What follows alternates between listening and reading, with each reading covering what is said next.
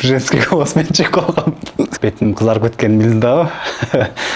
Мыңкылдабай эмес, күңкүлдөбөй дегем, күңкүлдөбөй.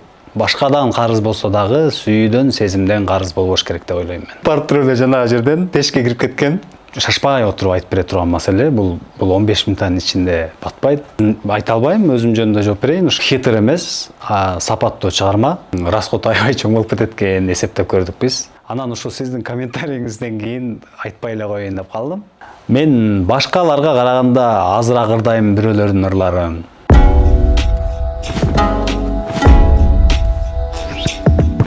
Салам урматтуу достор, урматтуу Супер KG YouTube каналынын көрөрмандары. Сиздер менен мен Сагыныч. Бул коммент тайм берүүсү.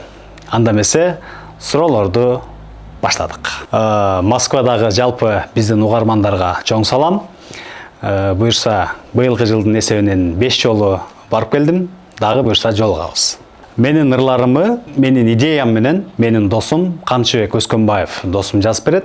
Көбүнчөсү обондорун өзүм жазам. Чоң рахмат. Кубанычтамын. Мындай жакшы ырларды албетте ошол жалпы угармандар үчүн бир гана сиздер үчүн тартуулайбыз, аракет кылабыз. Сиздер болсо угуп, жан дүйнөңүздөрдү жакшы азыктанып туруңуздар. Ырлардын аранжировкаларын өзүм жазам. Кээ бирлерин досум Алтынбек Соров жазат, кээ бирлерин иним Марат жазат, кээ бирлерин өзүм жазам. Негизинен өзүмдүн студиям бар, аранжировкаларды өзүм жазам. Мен эгер чын эле ырдай албасам, мен өзүм менен өзүм честный жүргөн баламын. Эгер мен чын эле ырдай албасам, анда чыгармачылыктан кетмекмин. Демек бир нерсем бар, ошон үчүн ушул жолдо жүрөм. Анан балким сизге жакпайттырмын, бирок мен билем өзүмө кандай экенин. Негизинен бул чыгармалардын бардыгы менин жашоомо тиешеси жок. Сүйүү карызсың мага деген дагы, жолуктурсун бизди Москва деген деле, булардын бардыгы бул жөн гана чыгарма. Балким кээ бир адамдардын жашоо тагдырына туура келип аткандыр. А так биздин жашоого тиешеси жок. Барына чексиз.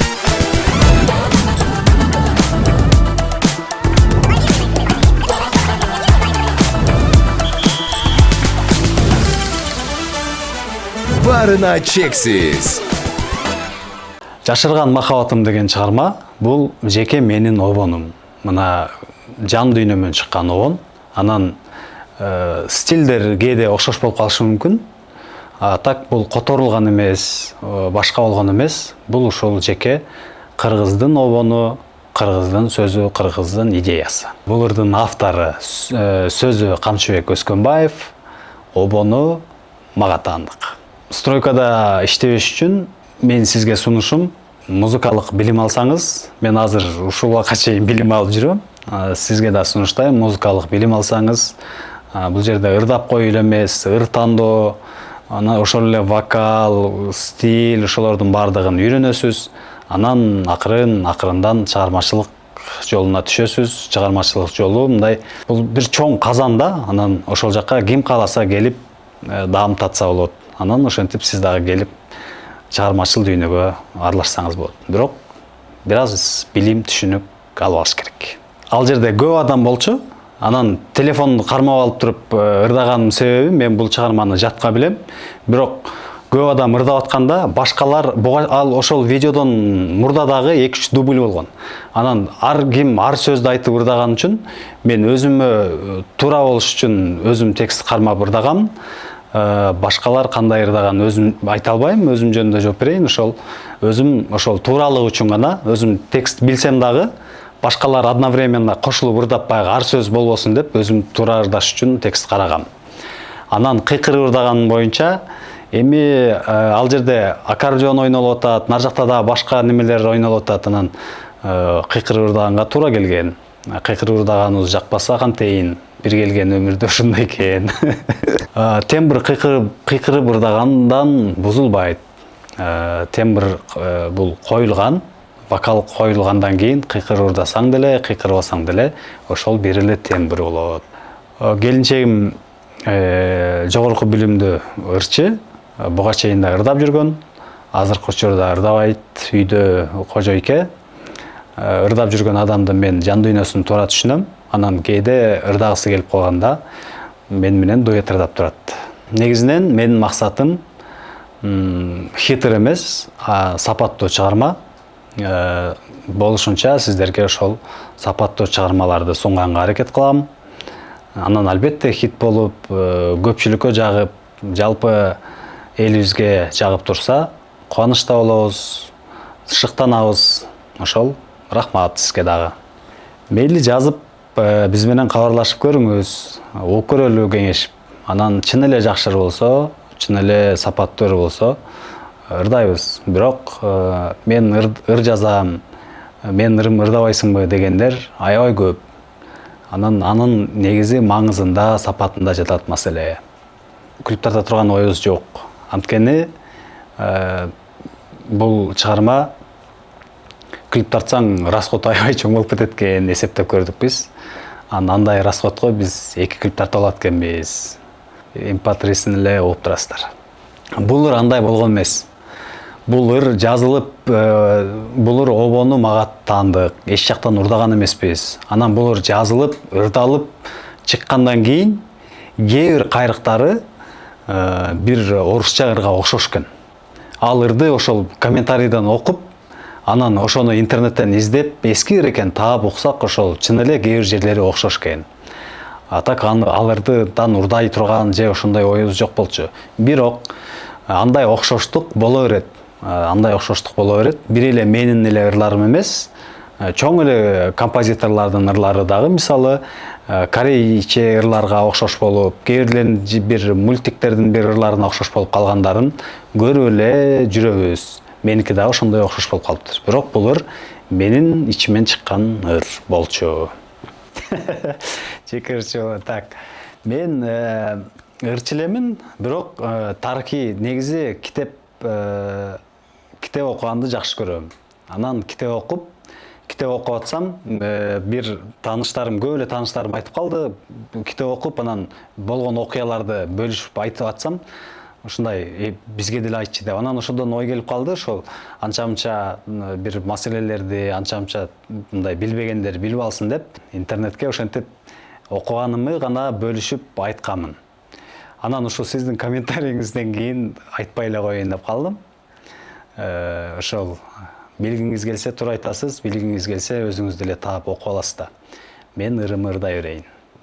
Бул анча-мынча көлөмдүү суммадан да чоң нерсе. Бул чоң милдет.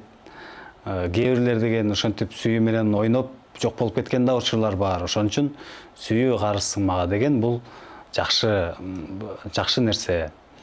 Эгер сиз сезбесеңиз, балким бир күн сезерсиз. Сүйүүдөн карыз болгон биздин заманда адамдар аябай көп. Сүйүүдөн карыз болбоңуздар, так что. Башкадан карыз болсо дагы сүйүүдөн, сезимден карыз болбош керек деп ойлойм мен. Мен башкаларга караганда азыраак ырдайм бирөөлөрдүн ырларын. Көбүнчө өзүмдүн ырларымды ырдайм. Сизге сунуштайм, мен ырларымы интернетке кирип угуп көрсөңүз, башкаларга караганда жаңы ырларды, башка эски ырларды ырдаганга караганда жаңы ырларды, өзүмдүн ырларымы көбүрөөк ырдайм. Рахмат. Окуп сүрдөп кеттим. Бетим кызарып кеткенин билдим дагы.